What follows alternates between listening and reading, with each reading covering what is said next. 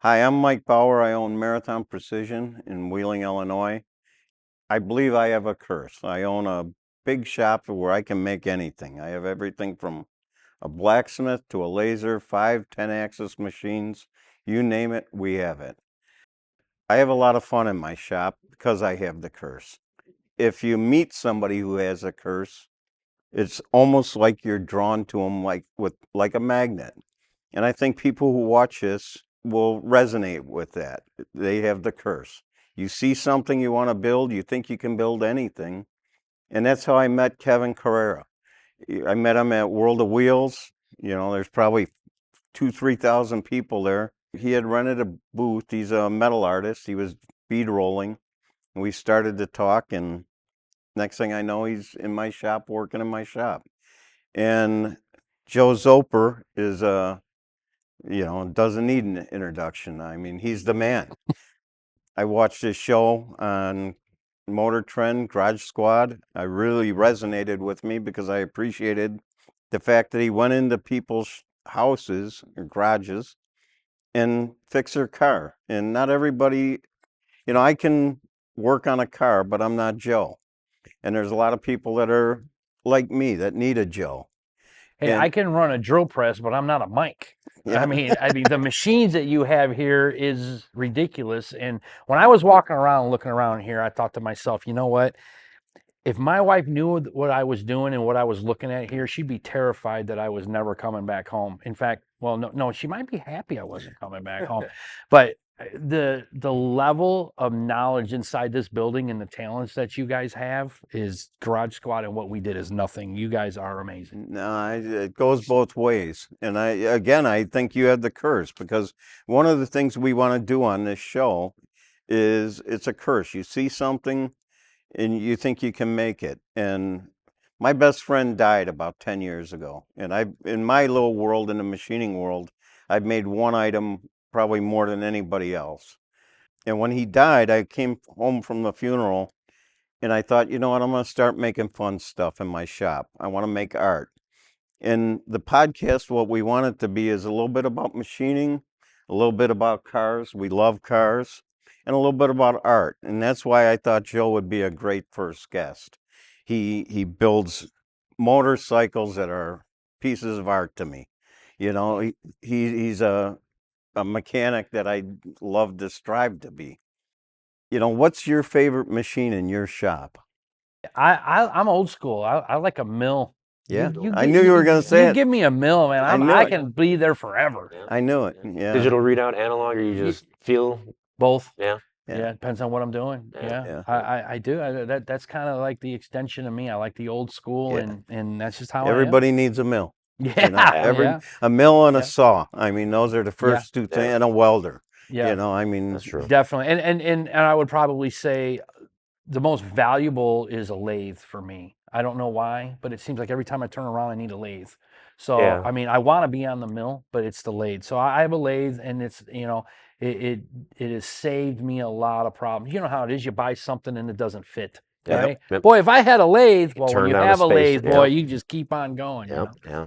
well, even then, when you own a shop or anything like that, it's a curse because once you get that, then you need a bigger lathe, or you need a bigger chuck, or you need this tool holder. It doesn't end. I mean, you have this size vise, but you need that size vise. Because the next job comes in, and that job requires a bigger vise. And a So bigger as you do machine. more jobs, you need bigger jobs, You bigger know. machines. So It is a curse. It's a never-ending cycle. it's been fun though. If you have a nice shop, whether it's a big shop or a little shop, you can make whatever you want to make. Kevin was working in his garage at home and did some amazing bead rolling. I'm envious of it because Yeah, that makes two of us. yeah. Thank you guys. I appreciate that. Yeah, I mean that was the first piece of big equipment that I bought for my shop, was my bead roller. Yeah. And the reason I bought that was because I was working on my 54 Bel Air and I needed to make floorboards, and I didn't know how to make floorboards. And so I bought a Bailey 36-inch bead roller, and I just started messing up metal. And I'd always been a fan of Jamie Jordan and his work. He's an amazing, probably a godfather of bead rolled art. And I always knew that I would get into bead rolling art more than just functional panels. But that's probably that's where the sickness started. You start getting some of those tools. And I had tools before that, but they were all just kind of hand me down or just whatever you can find at the Harbor Freight or the Menards or whatever. Nothing as a an investment tool, you would say. But that was my first investment tool, and it's changed my life. It has put me on the path to where I've realized my curse and found the curse in you, or you saw the curse in me. Yeah. Well, that's the point that we're trying to push here, and I think Mike's trying to push here with this podcast, is that's the whole built not bought theory. There's nothing wrong with the buy-in. We're not looking down upon people that buy, but you went and said, you know what, I got to make this. I'm going to figure out how to do it on my own. So instead of taking money and buying floor pans, you said, I'm going to buy the machine for my garage to figure out how to make them myself. And those are things that, we all can appreciate. But that right there is where the curse begins. Yeah. Because once you start with that, Yep. well, then it's like, well, I made that and I got good at it. Well, what else am I going to do next? The welders come out. And then the shrinkers, the stretchers and everything, planishing hammers, the and power hammers, the flangers, everything. And next thing you know, it's a maze to walk through your garage because you got it all set up. But know, that is what I think that our car culture needs to go back to and really show appreciation for those talents, I think is what we really need to focus on right now. I think with everything going on YouTube, on TV, social media, I think we need to get back to the roots of, hey, this was a talent, right? Our whole car culture is based off of two things and two things only: knowledge and talent. And if we don't get back to those, it's going to die away into, thirsty girls on Instagram in front of Chevelles. Okay. So how do we address that? How do we get more, how do we bring it back to the knowledge and the talent? How do we get the next generation into it? I think that's a great idea. Yeah. The number one thing that everybody always says, let's get the next generation involved. And I think here's where we're missing the boat. Okay. We want to get the next generation involved. Take a look at our generations, right?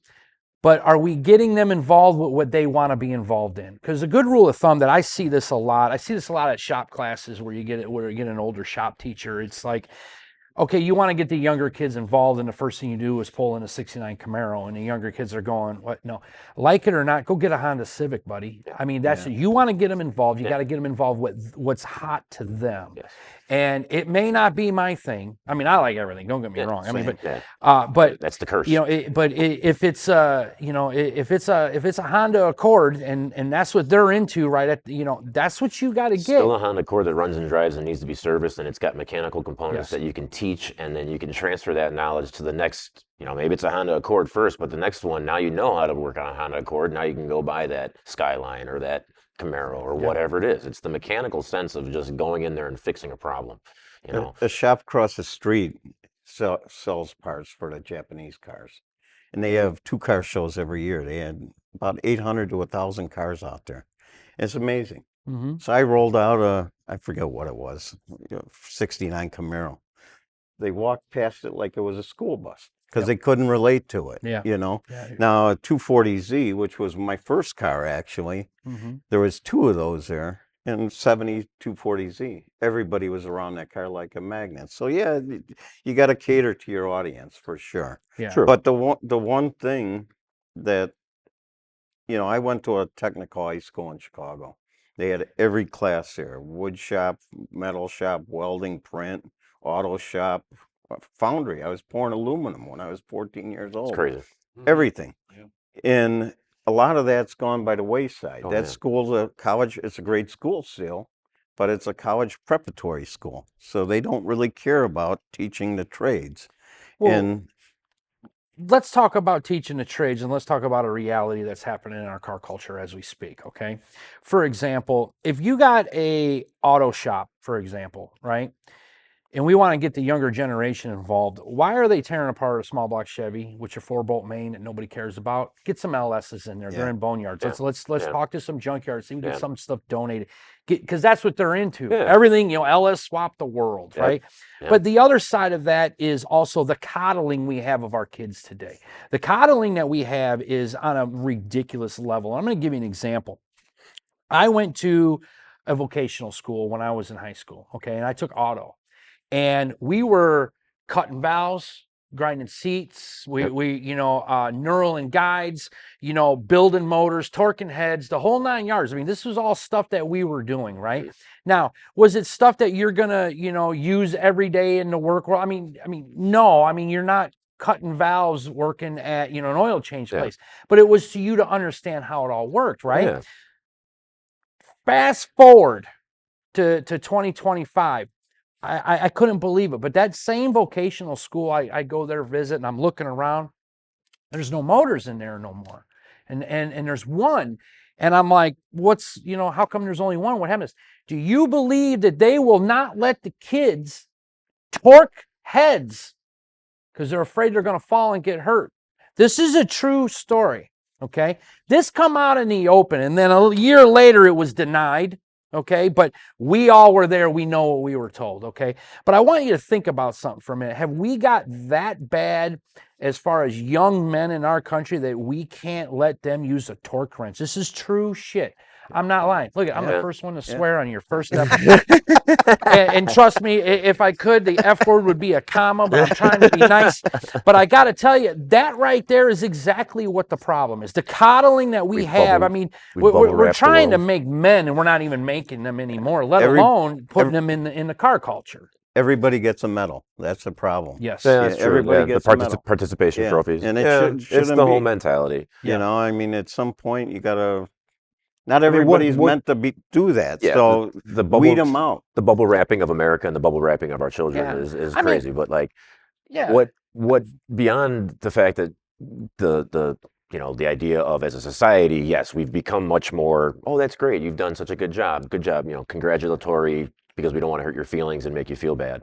But is a lot of it still? I mean, where's the funding coming from schools? Why are they removing this stuff? I was in high school just a couple years after you, but by the time I was there, they were getting rid of metals, woods, and bringing in the AutoCAD drafting classes. They pushed everybody to college. Fortran and programming. So even 20 years ago, they were doing this, and you see some schools are doing it now. Some certain technical schools, you see the growing of STEM and the science, technology, engineering, and mathematics that have been growing into the schools, and you start seeing the more schools that have the funding, they've got an auto shop that's got 6 lifts, and they got a row of LS engines in the back. I've seen them too.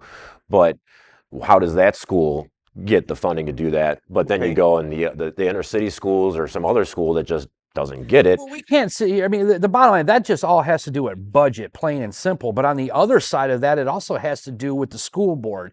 Take a look at a lot of these people in the school board. I'm just going to say they're nerds, man.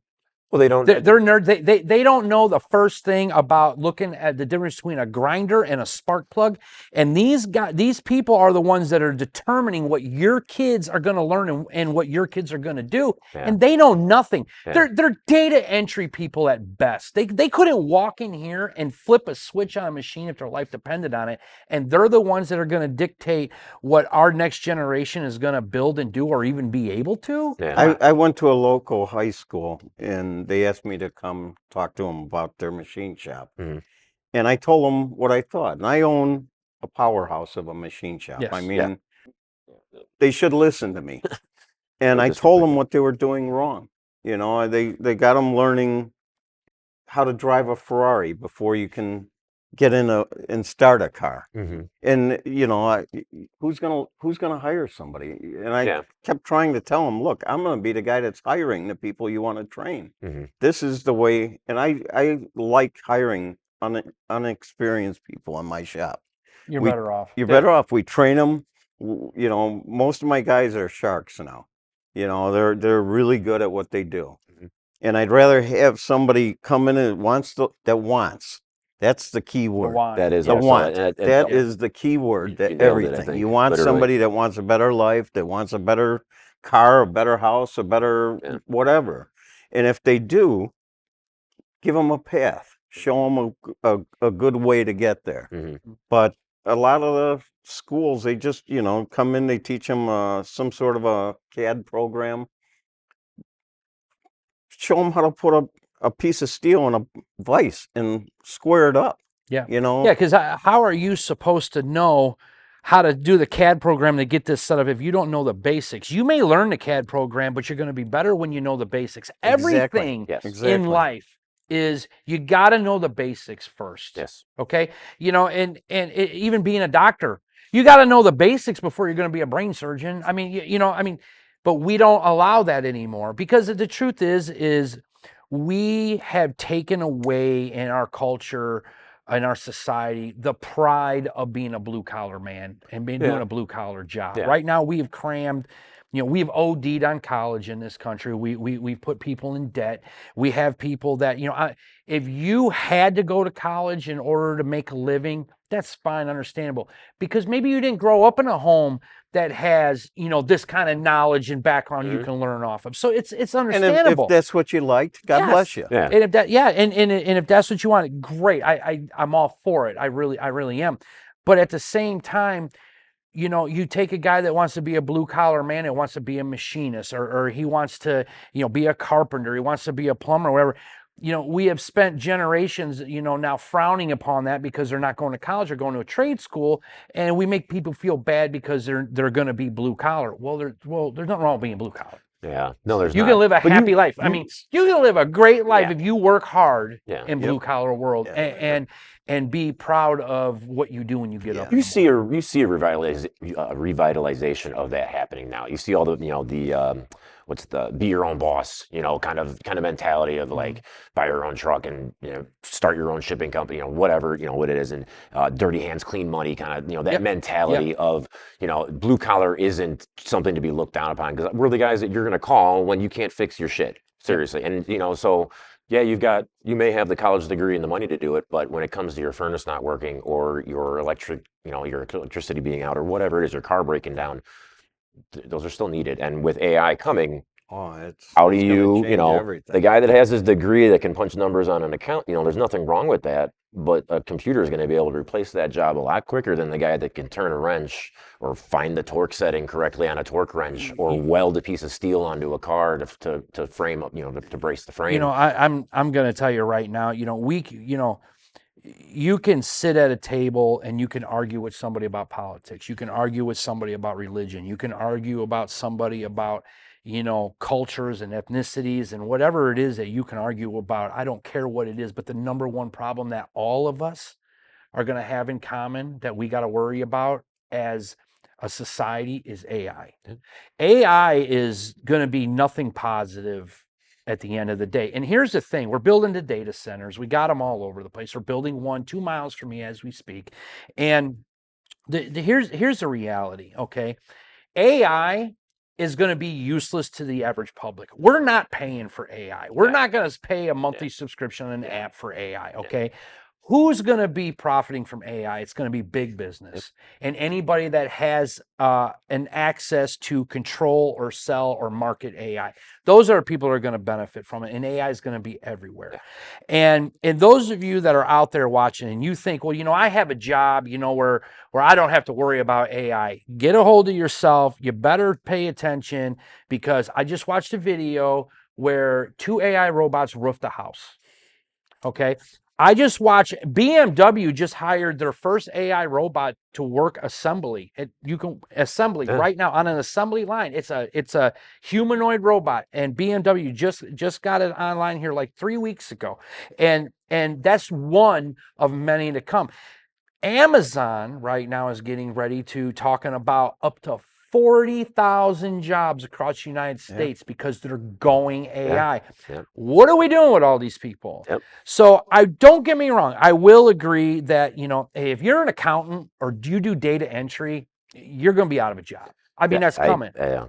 But we brag about, the things that we do. But if you really go down that rabbit hole of how smart AI is and the things they're doing, I mean, I'm pretty much here to tell you, sky's the limit. Oh yeah, I mean we're just touching the surface of what AI is able to, and that's only the AI that's accessible to us. Can you imagine the AI that's beyond the borders of what we're not allowed to have? There's AGI, there's generative intelligence that's already happening. AGI is going to be the number one problem, I think. Absolutely, going forward, bar none. And so, in the machining world, at 2024, I went to IMTS, and they were already coming out with programming where you could load your library and it would write program for you. Put a model in there and it would write a program. It was close. Yeah. It's probably, I'm waiting to see 2026 IMTS, which is the largest machine show in the world, how good it got. But by 2028, it's going to put a lot of basic programmers out of And out we of need to business. apologize to people that are watching, because you wouldn't believe the older people that come in my shop when we say AI, they don't even know what I'm talking about. AI is artificial You intelligence mean from the Google? base. You mean Google? Yeah, right. Yeah, and that's what they think. And then there's a thing, Chat GPT is where it really began. I mean, these college students are flat out telling people like, listen, I go to Chat GPT and my professors are yelling at everybody because everybody cheats on this stuff. And to give people out there that are watching an idea on artificial intelligence is they had a math problem that would take 10 septillion years. So those of you who don't know what septillion is, that's 10 with 25 zeros behind it, for any of modern computer to be able to solve that math problem. AI figured that out in, what was it, 8 minutes? Yeah, something 8 ridiculous. minutes. Yeah. They said it had to go to some quantum realm. I mean, now there's somewhere we're totally not going to comprehend. But it figured it out in Ant-Man 8 here. minutes. So the minute you think that you're going to outsmart AI is the minute you have failed. yeah. It's literally Skynet is here. Is that what you said? Yeah. Skynet is active. Skynet is active, Yeah. and it is 100%. So you got to look at it from these younger generations' point of view. When you see AI, But is it almost like we get to like an apocalyptic view of the future? Like the fact that AI, Yeah, because it creates other jobs too. oh, it certainly It does. always has. You know. Well, Or I don't think it's all doom and gloom. I think it's going to be doom and gloom for a while until we figure it out on how it benefits us and how it hurts us and what we can do to adjust. Correct. I think is what it's going to do. But it is going to be doom and gloom in the beginning. Oh yeah. Oh, I don't disagree with you at all. I think it's. Do you see an issue with almost? Now you're kind of counterbalancing it, right? So now everybody sees this AI thing on the horizon. Now everybody wants to be a blue collar. Now we've got. Do we have a problem now? Like we've got a house shortage. Now we've got 4 times the amount of carpenters perhaps now because they see that AI is going out of business. Now all of a sudden we can build everybody a fucking house finally because we've got all the carpenters that are going to be able to do it. But is that going to happen? It's exactly going to happen. Yeah, I hope so. That would be the greatest thing that could probably happen. Yeah, well, the problem is, then if we're not building houses because we don't need them and we got a overload of carpenters, unless you're remodeling, I mean, what the hell are you going to do? Now we got all these carpenters, right? Yeah. So it's going to be a balance. It is. The truth is, what needs to happen is we need to have legislation put in place in America where if let's say you're Chrysler or Dodge, whatever it is now, Stellantis, whatever. Stellantis, right? yeah. Okay. You're only allowed X amount of percentage of AI allowed at your company. That's it. Like it or not, that's all you get. Because if we don't put caps on AI in manufacturing, where are you going to work? Where are you going to eat? Well, I think a lot of the unions are probably already kind of issuing that in their contracts. You would assume that they're kind of protecting their jobs too, because they're most of those shops are only so powerful. Correct, and they were 35, 40 they get chewed out. Yeah, absolutely. You got a look lot of at people. driverless cars. Oh, absolutely. I mean, Uber, semis.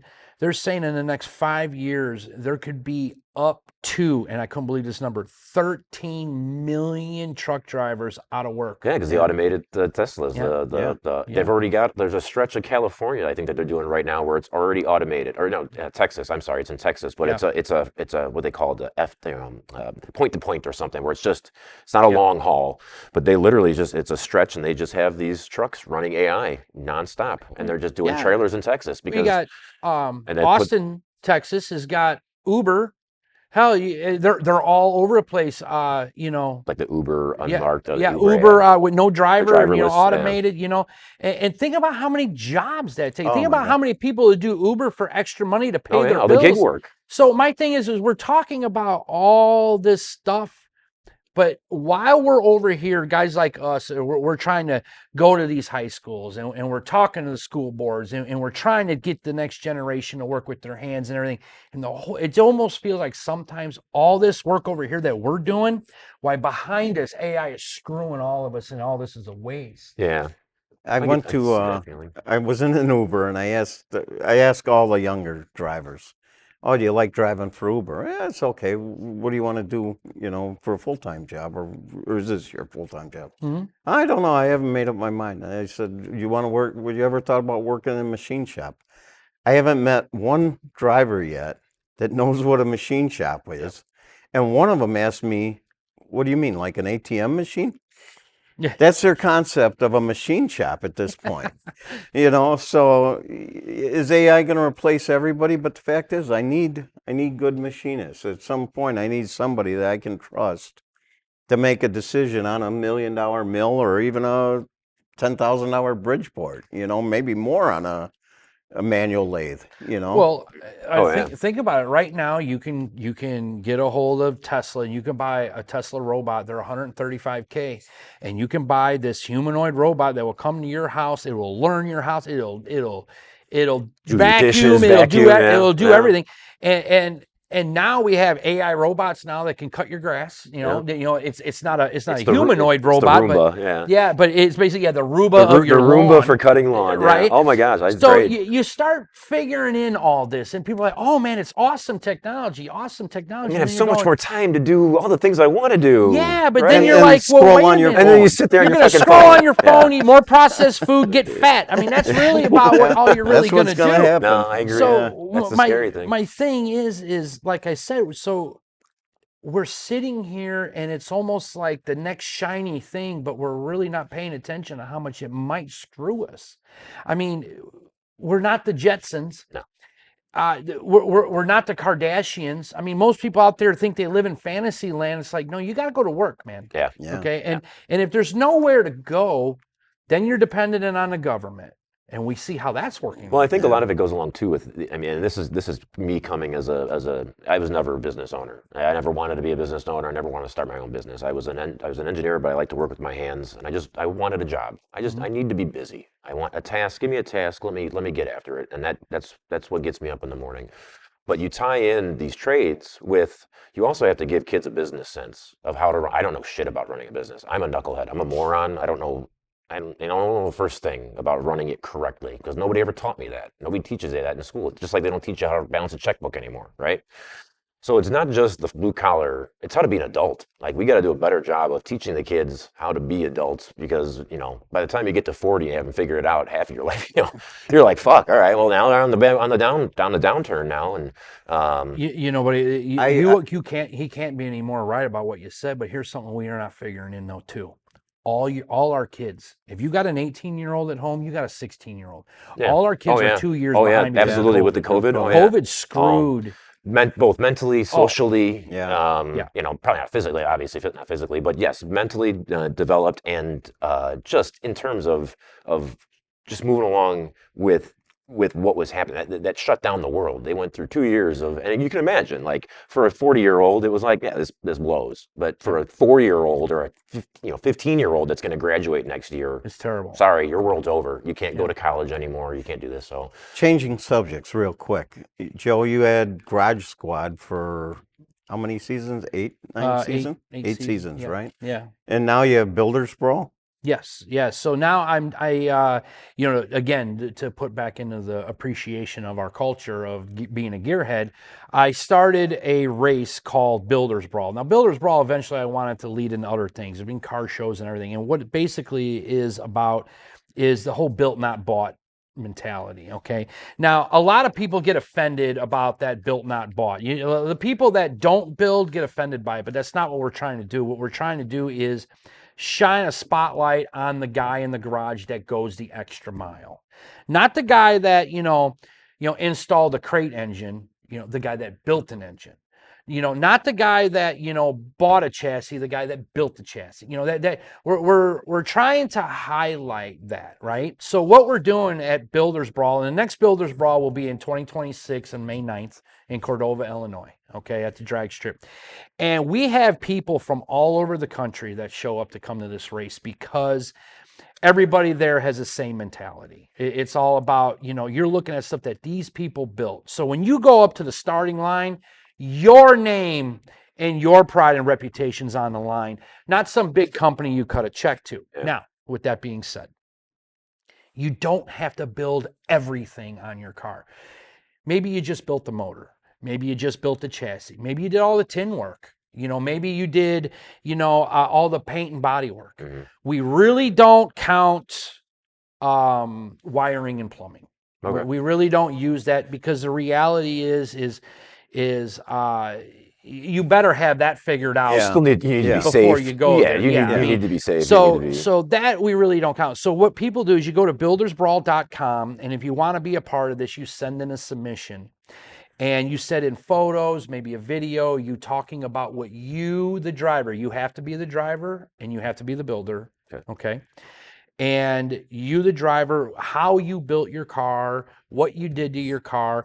And basically, I'm going to be honest with you, it's kind of the honor system right now. Okay. Now, we have had some people that have been rejected.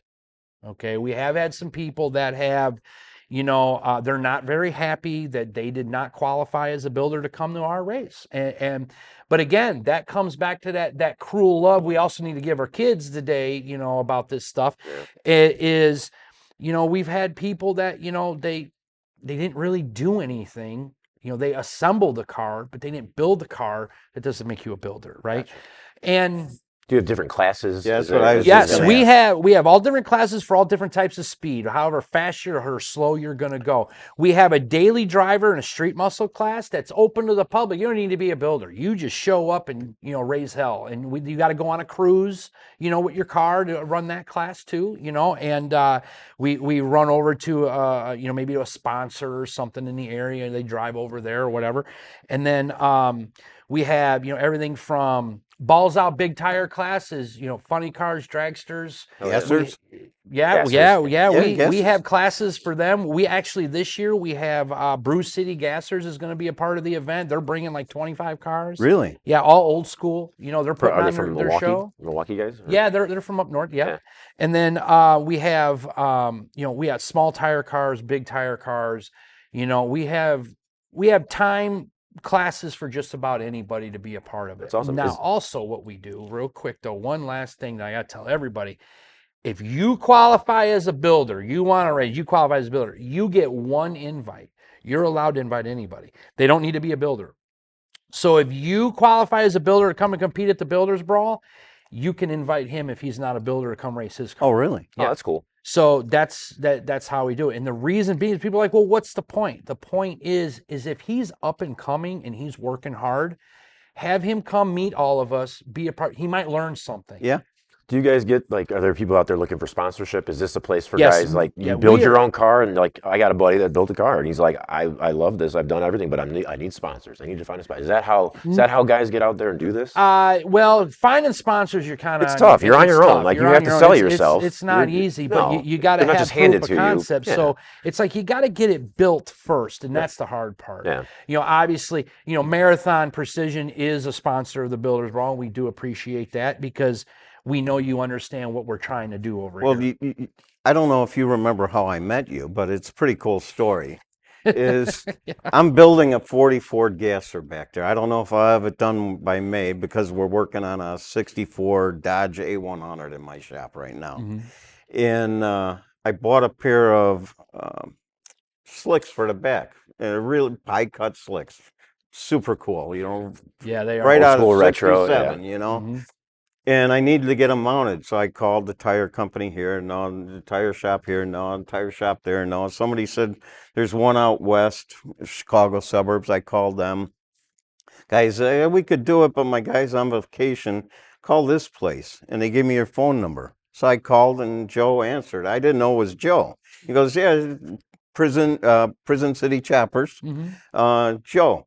I said, hey, Joe, I got your number from so-and-so. He said you could mount some tires. Yeah, bring them in. I hung up, and most of my shop business, 90% of it's out of Illinois. So my whole business is one syllable. I can pick up a name, a voice. And I hung up, and I go, damn, I know that fucking voice somewhere. It bothered me like watching him all last day. night. And I called back, and I said, hey, were you on TV? I'm like, yeah. Depends. Yeah, right. Stalker here. Right? Yeah. And it's a true story. It's pretty crazy. And we became friends, and I really respect what he's doing, trying to get, younger groups into it. Doesn't matter what kind of car. Well, it couldn't even be younger too. It's just, it sounds like it's even more just the guy that's in his garage It's busting his everybody. ass, that he puts in a 9 to 5 and he goes home and he wants to wrench on a car and he Yeah. wants to take pride in what he's doing and he wants to get, we all want to get our I like our every car in a kind of magazine. car. Like I mean, you have your goals. I want a car in a magazine. I want a car in a booth at a show. I want, but the guy messing around late nights in his garage, this is I want something a car where I don't have to hook my trailer up and call my son to come get me. Right. Yeah, that's a goal. That's a Right. goal. Right. We have guys that we had this one kid who was 19 years old. He wanted to be a part of the Builders Brawl, and him and his dad just got a motor back from the machine shop and put it in the car and everything. Well, he didn't have anything to qualify. He pulled the motor back out of his F-body, tore it completely down, every nut and bolt, video recorded it, and sent it in to Builders Brawl submission, so just so he qualified as a builder, and so he can race down. We were down in Missouri, and just so he can race. So, in my mind, if Builders Brawl is getting a young guy who had just pushed the bar to learn, and he's like, I know something I never thought I would ever put forth the effort to know. I've accomplished what I need to accomplish. And that's what it's really all about. We have people all over the country that push the bar to be a part of this, because the reality is Builders Brawl ain't necessarily about winning the money. It's not about, the trophies are awesome. You guys got to check out the trophies. But it's about the Yeah, Maybe we right, should. we'll Maybe make you some. maybe we should already make some got them trophies. dialed in. I wish you would Yeah? have said something. Yeah, maybe next time. Next year. But Dial us in for next year. we have basically what it is it's like it's a prestigious award to win a class, because it's not a race that anybody can just come and do. You have to come and win a race at the Builders Brawl starts years prior. You got to be on another level, to even come and even race it, right? So it's kind of prestigious to win at the Builders Brawl and to be a part of it. And like I tell everybody in our drivers meeting, you've already won being here. You're here at the race. You've already won just to make it in the gate. Is it a weekend? Is it a one-day event? What is it? It is a 2-day event. It's Friday night is testing. Okay. And maybe we do a little grudge racing or whatever, and raise a little hell. A little barbecue, have some food trucks out there. There's always a party at nighttime. All right. Yeah, bean bags and whatever. You name it. And then Saturday is the main event. Okay. And usually everybody doesn't go home till Sunday morning, Nice. But we have camping. And I was gonna say, everything. is you camping on site where you can? Yep. And also, what we're probably going to do this year, we did last year, is we put a thing out there. Any trade school, it doesn't matter if it was carpentry, welding, auto, it doesn't matter what it was, anything working with your hands. If the teacher of the trade school or one of the staff of the trade school reached out to us on social media, no charge, no questions asked. All you had to do was give us a head count, and we would give you free tickets. That's amazing. Nice. We gave out almost 380 tickets across the Midwest last year. That's great. And then here's where I went with, because I don't like coddling. Okay, right? If you get to know me, I can't stand coddling, right? So I had a school call me. I know I'm talking too much. I'll just talk a minute. I had a school call me. Okay. You're the guest. And this lady says, yes, I'm reaching out. I want tickets, blah, blah, blah. And I said, okay, how many need? She's like 24. I said, okay, because she gave me a number. So I called her.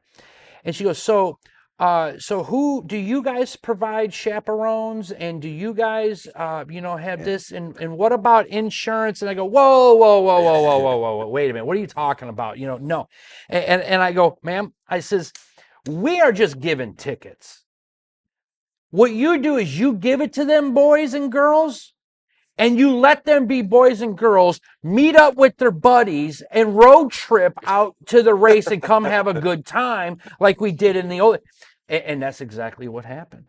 And there was kids. They all piled in different vehicles and everything. Awesome. They all drove. That's awesome. Yeah. That's awesome. One they drove 3.5 hours. They got there. They were on such a high. Like, we had so much fun on the road trip. They've never been to a drag strip. None of them have ever been to a drag strip. Never seen nothing like it. Yeah. They did not leave. They were there Saturday morning, probably about 10 o'clock. They did not leave until 12:30 that night. Wow. And then they went and got a hotel. Yeah, they had to call their mom and dad. We need a hotel. Yeah. Sorry. But the point is Get out there in the world, come and experience this, learn something, and have a good time. Yeah. Yeah. Changing subjects again, real quick. Every company or every shop has a Jethro, and I'm throwing this out to you, and I'll tell you my Jethro. But we're going to ask every guest who comes on who their Jethro was. My Jethro was a guy by the name of Eugene. Everybody loved Eugene, but Eugene was Eugene. You never were quite sure what Eugene was going to do. And at the time, it was the most expensive machine I had ever bought. It was $600,000, 1 micron soda. Beautiful machine. Put it in a room. We had just painted it. It was the only machine in the room, 15,000 square feet. And the door casing around the door weighs what, 3 pounds? It's 2¼ inches wide. He had to put it upstairs into our loft above that room. He takes a forklift, lifts it up. I have 18-foot ceilings there. Drives across the room with the mast up, full speed. Now I have a 150 horsepower pump that's 165 psi. Hits an 8-inch water main, blows it right off the ceiling. The water drilled a hole through the wall, flooded the office. So much water was coming out that the fire department saw 11,300 gallons in 3 minutes. It took me 3 minutes to figure out what happened. Oh, shit. And go shut all the mains coming in. And we had 23 fire trucks here because they called all the surrounding suburban. They thought all the sprinklers because they thought every sprinkler in the head in the shop went off. Oh, that's my Jethro. Holy cow! My Jethro? Yeah. Do I only get one? Because I'm counting myself. Yeah, as I got one one more than one. Too. I just posted a video out there where I said I'm not hiring young kids anymore. Meaning young kids is I had a rule that when I started my business, I made a promise that no matter what, I'm hiring kids between 16 and 18 just to come and experience what I'm doing in this environment. And then I used to tell them, after you're 18, you need to go get a job with, focus on insurance and retirement and everything, because my shop was not big enough for that at the time. I finally said enough. I couldn't do it no more because, the parents were so bad, right? So I'm going to give you one, and I'm not going to say his name, because when I say the word sandwich, this dude's going to know exactly I'm talking about him. Now, I like the kid. He turned out to be a damn good kid, but at the time, so I'm in my office. He comes walking in, and I put down the phone. I'm like, hey, man, get the shop all swept up and pick up all the tools, and then we'll get going on working on that bike. He goes, okay. So I'm in there. I'm in the office and everything, and I'm on the phone ordering parts for about a half hour, and I'm like, total silence. I hear nothing. I walk back. I'm standing there, and I'm looking around, and I go, and I yell his name. I'm over here. And I walk around, he's sitting on the bench, and I go, what are you doing? He goes, eating a sandwich. and I go, buddy, you work 3 hours a day. He goes, yo. And I go, and you're already taking a break? He goes, well, I want to eat my sandwich.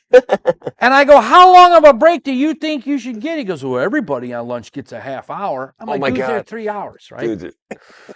So I'm sitting here, and I got so mad at this kid, and his nickname became Sandwich, right? So, but this was how it was. I mean, all the time. So finally, this kid leaves, right? It's time for him to go. The next one comes in. Now I gotta tell you about this one too, because this one here, I should have gotten a lot of trouble for this, but I didn't care because the anti-coddling that I got. I had this company contact me and said, Joe, can you weld up pallet jacks for me? And I go, you want me to do what? Like, we'll pay you very well, but we have all these pallet jacks and the bottoms of them are cracked and broke. And I'm like, okay. They got like 15 pallet jacks and they drop them off at the shop. I didn't think nothing of it. So yeah, we'll get them welded up, whatever, no problem, so on and so forth. So this kid comes in. Now I'll say his name. His name is Sean, okay? And Sean, he's a great kid. Probably one of the proudest people that I had that's ever worked for me. I'm very proud of this kid. So anyway, he comes in and I'm like, tell him the usual, and this and that. And I'm dealing with a customer at the parts counter and everything. And then I go in the office and I'm on the phone and finishing up stuff. And I hear pallet jacks. I'm like, what's going on? Oh God. So I go out, I open the door and he's riding the pallet jack around the shop. We've all been there, right? Yeah, and he's guilty. riding the pallet jack. And I'm like, hey, They're broken. take that out in the street. He goes, what? I'm like, take it out in the street. He goes, take what? Take the pallet jack out in the street. And he goes, what for? I'm like, you'll see. So he goes out in the street. I come around the back with a Zuma scooter.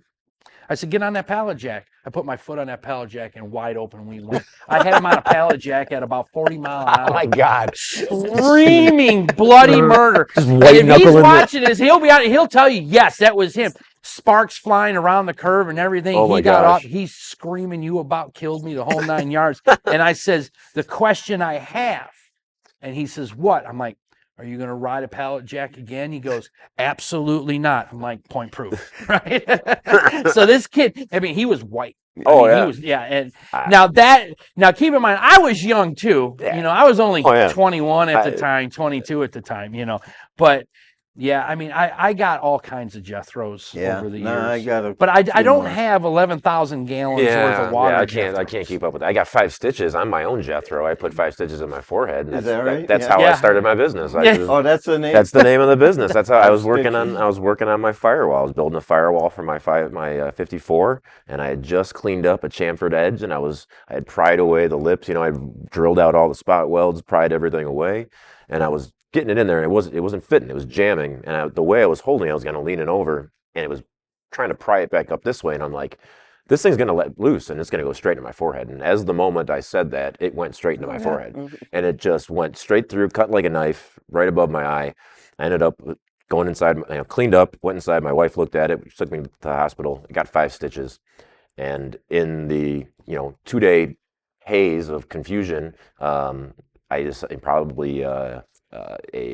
Slight concussion, I decided that I wanted to start a business, and this is what I wanted to do every day. I wanted to work on metal, and I wanted to build stuff, and that's how it was my Doc Brown moment. When Doc Brown slips and hits his head on the toilet and comes up with the flux capacitor.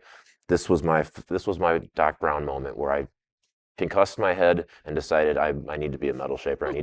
I need to do this on a daily basis. I need to super glue my fingers shut because my hands are so split from welding, grinding, and cleaning them off. That's what I want to do. And Well, so that's one of the things Jethro. that I want the podcast to be is new school versus old school. And I think my shop is both, to be honest. I have blacksmiths to lasers.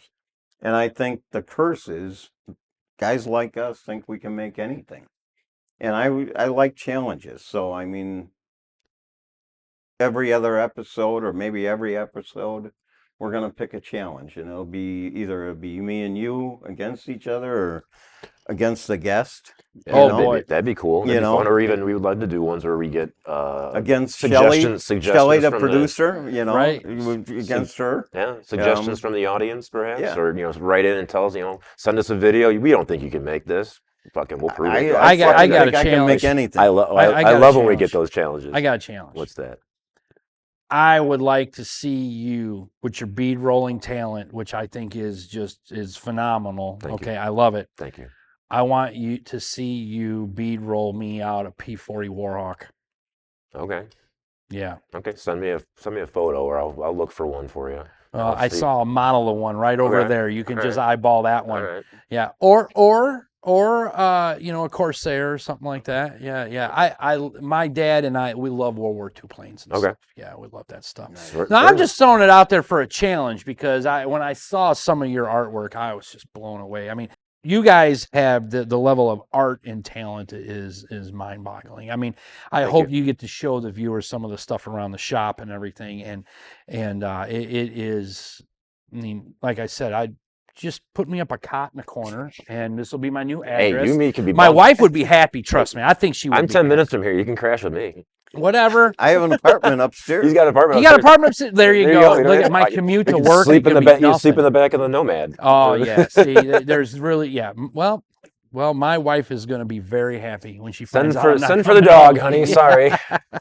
Yeah. No, this is This here is a place where if you are a gearhead, this place, Mike and Kevin, this is where dreams can be made and come It true. really here. is. It's And I think what you guys are doing here, this podcast, this is a great idea. I think everything in your shop's a great idea. And probably one of the most important things that I've heard you guys talk about is how you lost your friend 10 years ago and you made a priority of enjoying your talents, yes. not making your talents mandatory for a paycheck. Enjoying your talents is something I think that all of us kind of forget. Yes. And I'll be the first to tell you, Life's I mean, short. I enjoy, building choppers. I Yeah. enjoy building motors. I enjoy building cars. I mean, I'm leaving from this podcast today and I'm going to paint my Dodge truck I'm building, and I enjoy it. And I got to tell you, all us gearheads get so wrapped up into making money with our talents Yes. that we may be enjoying it, but we're not actually having fun on our own with our own stuff, and we need to get back to that. Yeah. Well, I think it's good in my shop also because it gives the young guys that come in some aspect of creativity. Mhm. A machinist that comes in or a die maker that comes in, they're probably better at what they do than I am at what they do in a lot of cases. But that's one dimension, and there's a lot of facets on a diamond. And I plan on, before I kick out of this world, I want to find as many of them fucking facets as I can. Or just a really big diamond. Yeah. Yeah, right.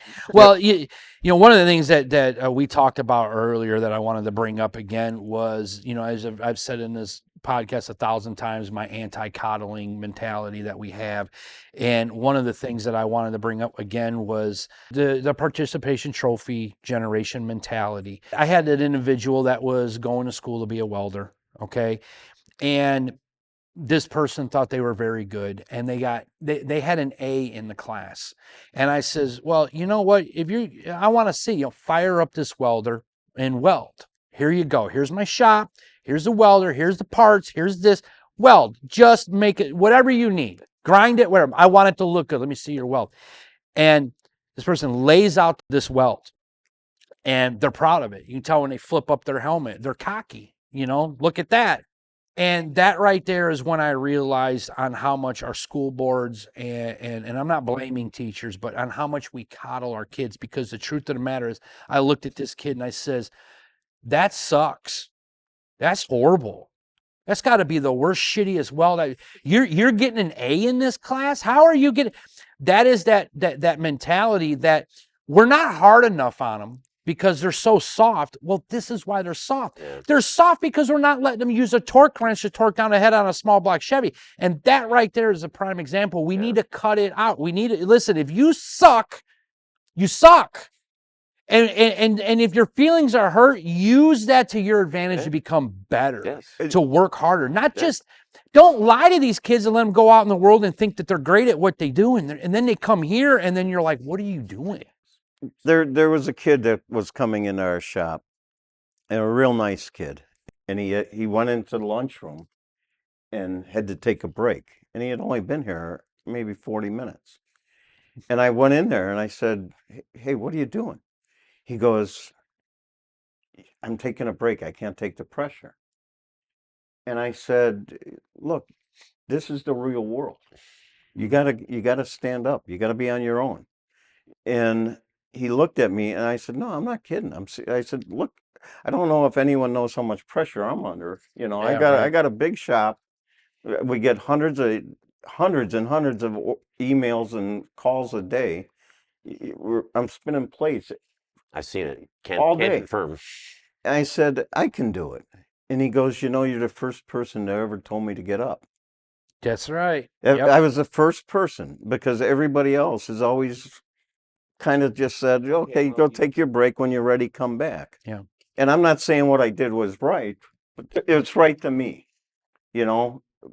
But I think it'll help him in the long run, because at some point, tough love is still love. Yeah. And it's way more valuable today Yeah. than it was years ago. Yeah. Well, Joe, I want to thank you for coming. I know you got a car to paint, Yeah. a truck.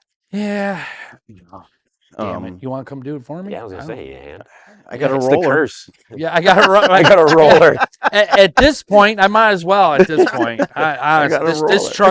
truck is straight up whooping my ass. I ain't gonna lie. I'm having a hard time. I've had a few of them. Yeah, but nothing's going right, and nothing's going right on the truck because of half-ass work before.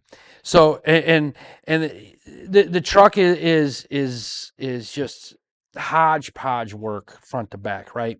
And you're like, oh my God, that's horrible. It's really not a bad thing. It's not a bad thing because now I'm going through every nut and bolt. Yeah. Now it's going to be it's forcing way you. nicer than Yeah, I ever It's thought. forcing you to do that. And it's basically a damn restoration for a driver. I'm not. It's 12 valve Cummins Dodge truck, square body, old school, Yeah. Nice. Driver now. And here I am, and I mean the frame sandblasted and everything. I was really gonna paint it and drive it, and here I am. I got frame sandblasted and everything else. Yeah. One thing leads to the next. It's a wiring curse. It is a harness. curse. It's a because- curse. It's a Because once you curse. break into one thing, you're Yeah. like, well, it's like taking off the water pump. You're like, well, man, if I'm taking off the water pump, I might as well take off the timing chain. And And here you get go. right into it. Yeah, It's like- yep. And that's kind of this is not no restoration. That I'm Yeah. doing. This is I'm redoing a nice truck. I'm gonna pull my trailer, hook to it, and go. Yeah. You know what I like doing on cars? Wiring. I Yeah, love doing me wiring. too. I'm Yeah. a body. I paint I body. like I love wiring. doing paint and body. And Yeah. every old car we have, Yeah. first thing I do is rewire them because Yeah. they're 50 years old and there's grounds that are bad and somebody's spliced 12 wires together Yeah. and Oh, put yeah. house wire nuts on it. Well, Joe, where Well, can people find you? Where should we? for You can information on the find me Builders? mostly on social media. Type in Joe Zolper on anything, and you will find me on social media. That's where I like to be found. That's You could probably put all mostly this stuff in Facebook. a link in the description as well. We can tag all this at the bottom. Yeah, of the video yeah, and stuff like that. mostly Facebook. I do mostly Facebook, Instagram, not so much TikTok. I get myself in trouble on TikTok. So yeah, so Not dipping into that pool yet. yeah, but that's where you can find me, and you can find Builders Brawl also on social media. Go on Facebook for Builders Brawl, or you go to buildersbrawl.com, and you guys can look into that. And we encourage anybody and everybody that is part of this car culture that's either learning, wanting to learn,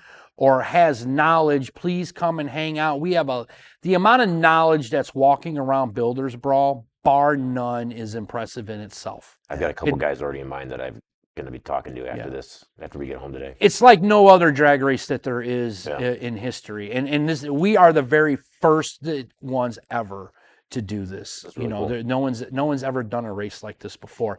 We're always looking for sponsorship. That's always a thing. I mean, it costs money to put on a race, get these guys from all over the country. Count me in. Yeah, which we do really appreciate that. Thank you. No. And we can't do it without sponsors. I mean, we're making a difference with a lot of people. Yeah. Nice. Even if it was one, it doesn't matter if it's a lot. If you're making a difference with one, you've just still done something. It's a step in the right direction. I have dozens of people that their stories have moved me about Builders Brawl. Builders Brawl is like Garage Squad, only getting you to learn and do the work. Yeah. That's a very good way to put it. That's a really good way to put it. Very proud of it. Joe, thanks again. Thank you, Mike. Thank you. Pleasure. Thank you, Kevin. Till the next show.